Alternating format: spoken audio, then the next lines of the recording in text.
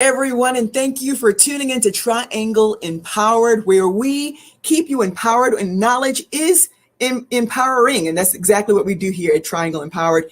I am your sister, Melissa Wade in the Water from the Light 103.9, and I will be your host today. And each week, we want to empower you with information and resources to help you deal with issues that are disproportionately impacting our community. So today, we are recognizing National Domestic Violence Awareness Month. And my guest today is Miss Bernetta Thigpen. She is the Northern Piedmont Regional Director for the North Carolina Council for Women and Youth Involvement, the NC Department of Administration.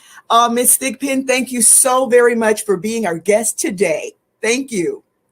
Thank you for having me, Melissa. We're always grateful to partner with anyone that is going to be a voice for domestic violence, and it's quite evident that your program does that. So thank you for having us. Oh, we're glad to have you. So much wisdom and knowledge that I know you have for women and men who may be going through this situation. And it's not something that they're comfortable talking about. So actually having someone who says, hey, well, look, we're here, call us, we will help you get through this situation. So tell us a little bit about your title and what you do there at the NC Council for Women and Youth Involvement.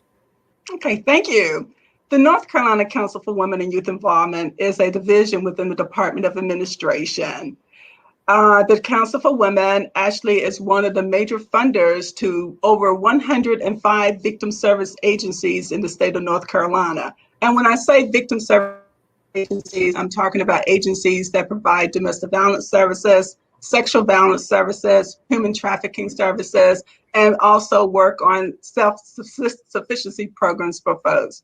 As one of the region directors, I'm only one region director. There are 4 region directors in the state of North Carolina, and we provide technical assistance to all those victim services agencies and also to other nonprofit and government agencies that have questions about domestic violence, sexual violence, and human trafficking.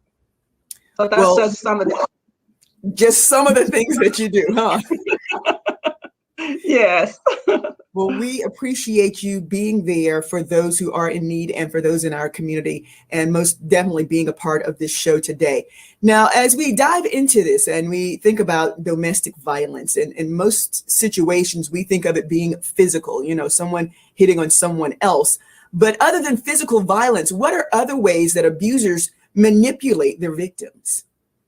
I think it's important that we actually talk about what is domestic violence. Mm-hmm. Domestic violence is a pattern of behavior in any relationship that is used to gain power and control in that intimate partner relationship.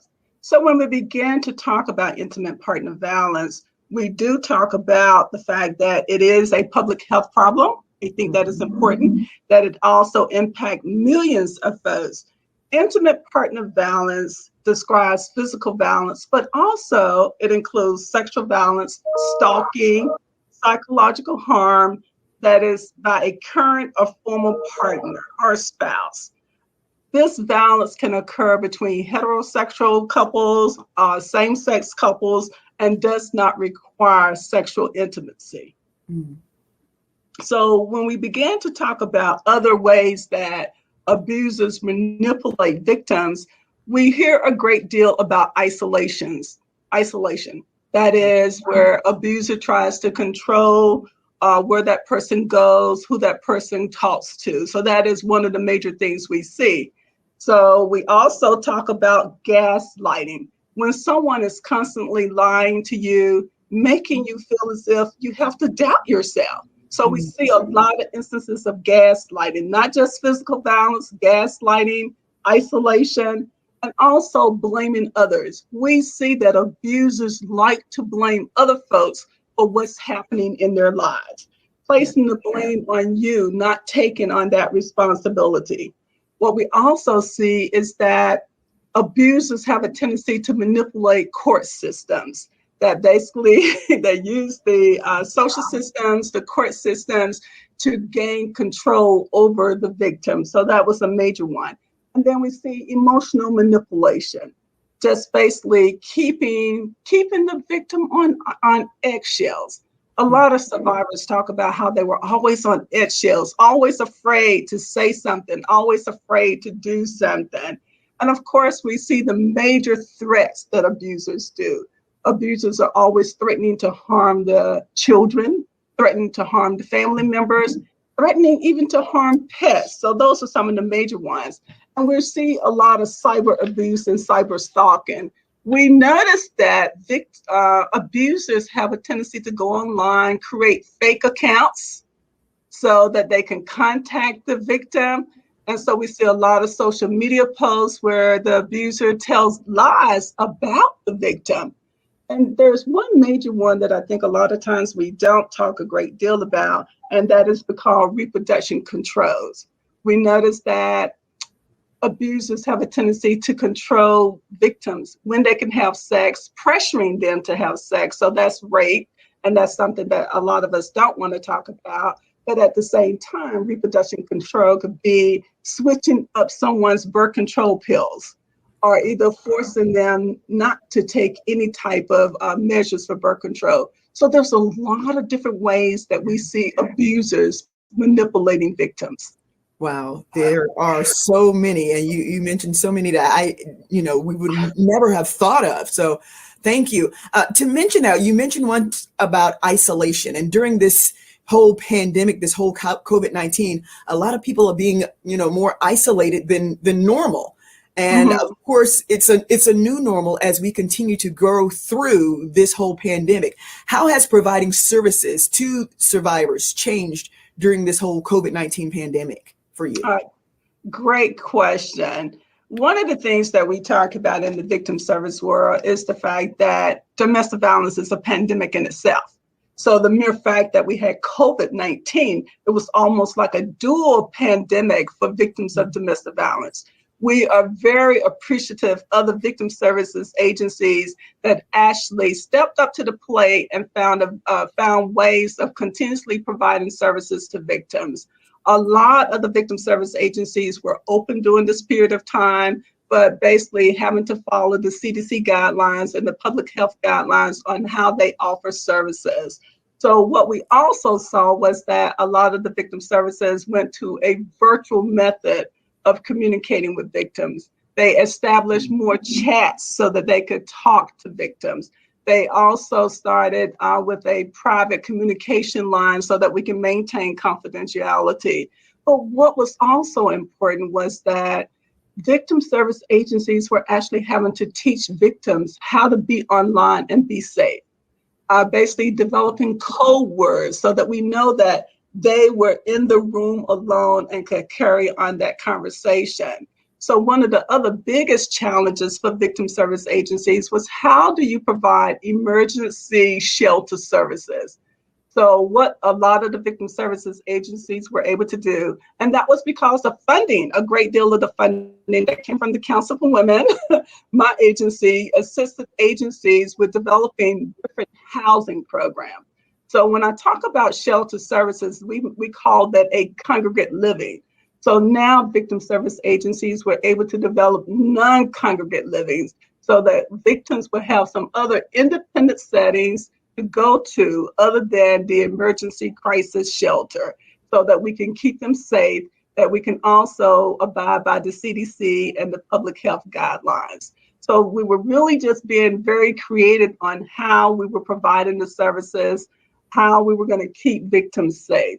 But we were excited about the fact that victims were able to go to the virtual platforms to provide more individual sessions, more confidential sessions online. And unfortunately, people were isolated during COVID. People had to develop a way to talk to someone when the perpetrator was not in the room. Wonderful. And to mention all those wonderful services that you have for the victims, oftentimes people ask, what's going on with the victims? Why don't they just leave? Why do they keep going back to their abusers? When you have all these great services, why do you think survivors don't just leave? I mean, is it really that simple? It is not that simple. What we do know is that leaving is the most dangerous time for victims. Victims have been around these abusers for a long time. They believe the threats. They know that they will be harmed. They know that they will be killed. They know their children will be killed. So this has to be a process. This is a process that you need someone involved in your life, a victim service agency that can help you write a safety plan. So victims just can't leave because they know that they could be killed. Victims do not want to stay in these type of situations. Nobody wants to stay in a situation where they've been harmed all the time. So that's the whole thing. It is important that we begin to hold abusers accountable. Abusers need to be held accountable for all the hurt. And matter of fact, I have a tendency to talk about domestic violence is a terrorist act. We don't want to use that terminology a great deal, but here it is. People have been terrorized in their home. They're too scared to leave. They're frightened that someone is going to be killed if they leave their home.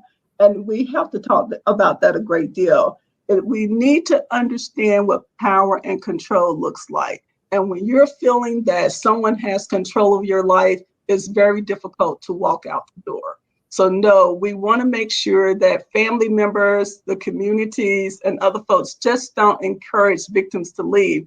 Support them by encouraging them to get in contact with a victim service agency so that they can develop that safety plan and remain safe. Mm. So, Ms. Thigpen, how can we support the survivors of domestic violence? How can we show them that we have their back? We want to make sure that you all begin to offer victims a lot of support. The most important thing is to believe their story, to believe their narrative. That is going to be extremely important when you're talking to a victim of domestic violence. A lot of victims don't have that opportunity to get that support because they have been brainwashed from the abuser, believing that nobody's going to believe their story, nobody's going to offer them support. That is very important for people to do that, is to make sure they're believing the narrative. We do have the National Domestic Violence Hotline. That telephone number is 1-800-799-7233. As we wrap up, can you give our listeners one last piece of advice about dating or intimate partner violence? What piece of advice would you give them? To make sure that we're not victim blaming, to make sure that people understand that love should not hurt.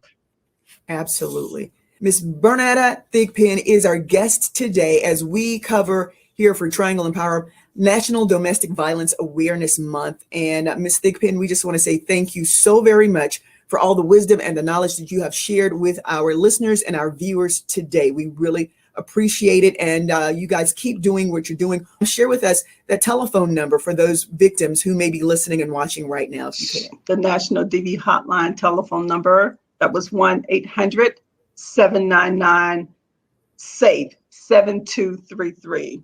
Another telephone number is the Teen Dating Abuse Hotline, 1-866-331-9474.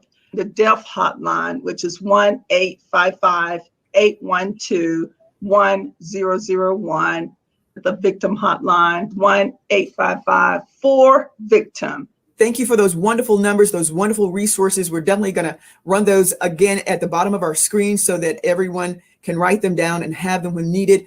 Wonderful. Thank you, Melissa, for the work that you all do. I really do appreciate your having me here today. Oh, Ms. Bernetta, thank you so very much for working so hard for those who really need these services. And thank you for joining us today for Triangle Empowered. So if you are one of those victims or you know someone who is, please reach out to the North Carolina Council for Women and Youth Involvement, NC Department of Administration. Again, Ms. Thigpen, thank you so very much for blessing us today. Thank you for having us. Thank you. We really do appreciate the work that your station does. Thank you. God bless. All right, that wraps up another Triangle Empowered, everyone. Thank you so very much for joining us. Stay tuned right here because we'll have another segment coming up before you know it. God bless you. Melissa Wade in the water for the Light 103.9 Radio 1 Triangle Empowered.